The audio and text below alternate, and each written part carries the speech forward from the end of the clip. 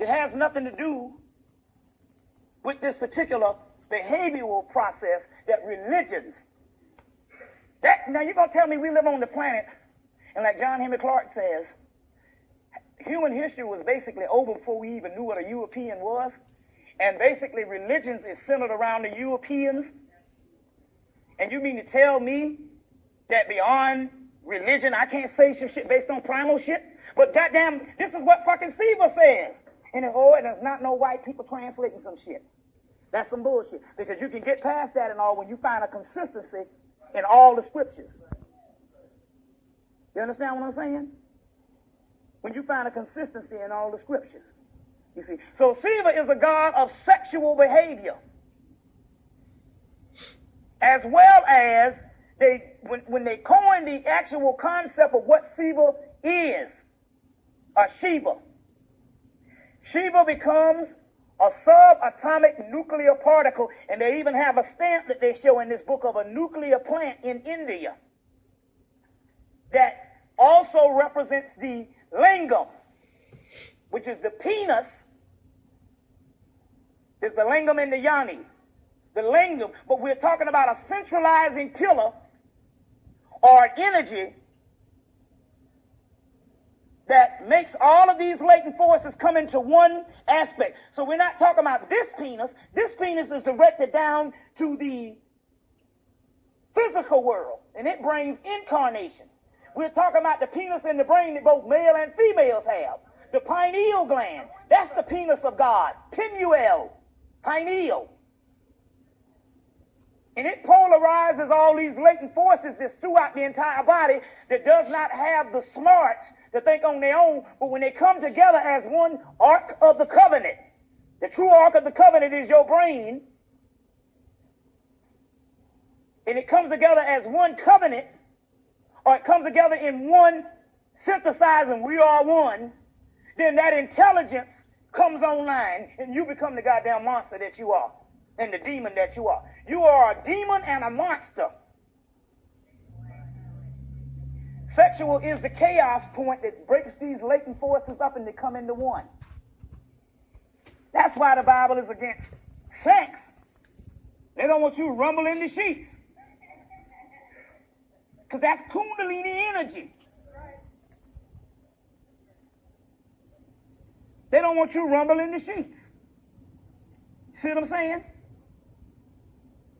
Together in one latent force. That's all, and that is what the ancestors are. The ancestors are scattered about, but when they come together as one centralizing force, and that's what you're doing when you polarize these beads, or what they call them, or these sigils, together to bring this particular energy online. So the extraterrestrial, terrestrial means earth. Extra just means beyond the earth, or beyond the physical. So extraterrestrial, beyond the physical, could also be inner. They call it the inner worlds. So the extraterrestrial invasion is not coming from the holographic universe, it's coming from inside of you. But it's not going to come from inside of you paying attention to the physical realm, because the simple fact that it has to know that it is alive. And it has been trapped here thinking that the physical body is the true self, and it is not. It says, as man slipped further and further down into the physical terrain, his forces dried up to 5 senses. And the 5 senses was the only thing that he could tell that he was alive. And as a result, he became a slave of the 5 senses and the physical world. So when I was telling you that you need to go back to high school, I tell you, I purposely, motherfucker, when I say that I don't make my bed, I'm in a metaphysical and a spiritual practice of getting back to the inner child. That's why I don't do the damn shit. I didn't say nothing about kicking no cans and shit. If you get my thing, I said we're not nasty. I said we're junky. And that's for a goddamn reason. That's to get to another state. And it say nothing about no kicking no trash and no kind of where that shit come from. You see what I'm saying? Now listen to, you can get the damn tape yourself. When I'm saying this, I'm talking about a practice. I'm talking about a practice. Taking the bus. So I tell you, and in my tapes I tell you that I'm a middle class person on a pilgrimage to poverty. You see? So I say, oh, so motherfucker be telling me the money issue now. I automatically say, well, you know, you talking to a pauper. I'm broke. See, we're not talking about it in the context of comedy. There's a metaphysical reason that you condition yourself that way. You understand what I'm saying? So I'm not put up in no pedestal in no high office that you couldn't get to me. You understand what I'm saying? You might find my ass on the street, around the coffee shop, around the fruit stand, in the AU Center. You might be liable to find me in any humble abode, some bookshop or whatever. But the whole concept is this terrain is an illusion. So if this is the goddamn matrix, why the hell are you going to be humble to the matrix? That is because of the human condition. In the last 2,000 years, they made this the object for you to admire. Now, Alvin Boyd Kuhn and them say that the Egyptians said that the Kamites said that what we call physical earth and life on the earth is the graveyard stage. It was the stage after the gods died. This to realm, they started emitting dreams, and this became the illusionary world. And the Kamite, that's why you always see them dealing with death, because that was the other realm. You see what I'm saying? Now, that shit you go on all the walls. Everything is funerary scenes.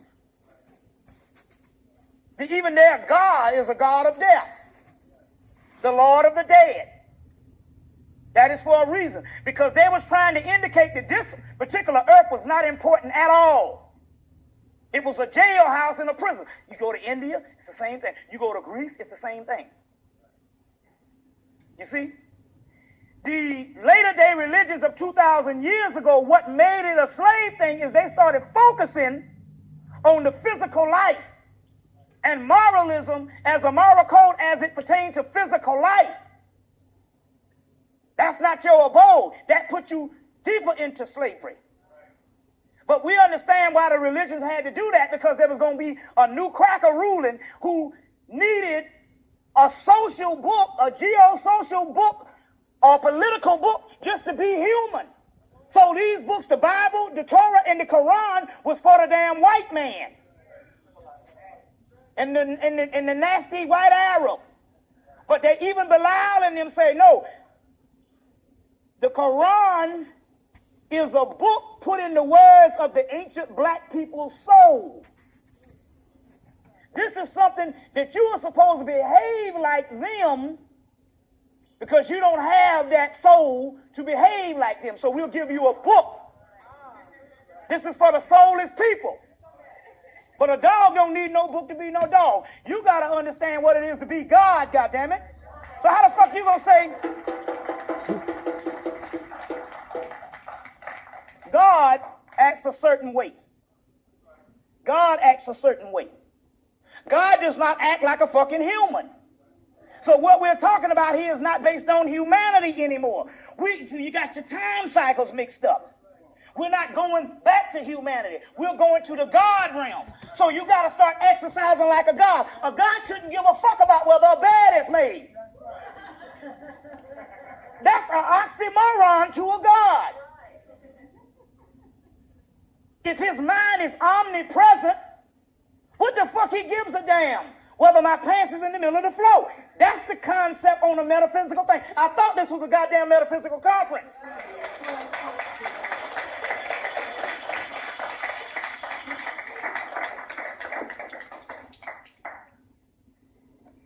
They say gods and monsters. Gods is what you look at as the emblem or the symbol of what you're supposed to be civilized like. The monsters is that's prior to the gods. And that's who the fuck you are. Wouldn't you think a damn Godzilla give a shit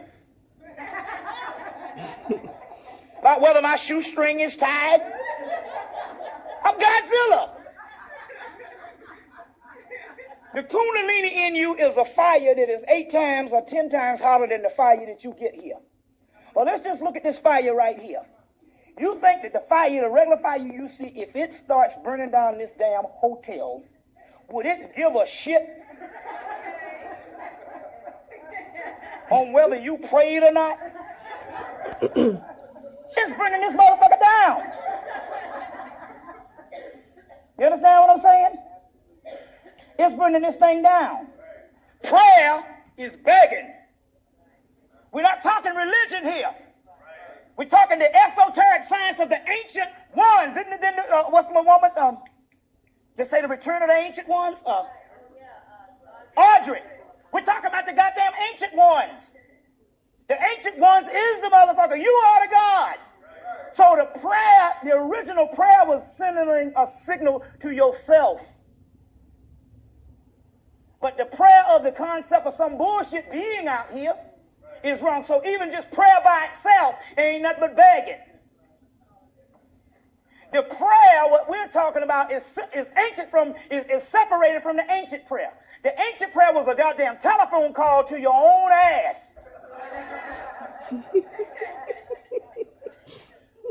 The other prayer is begging somebody you don't know. And you give that energy to those forces that's outside of you that's trying to keep your ass down here in the physical terrain.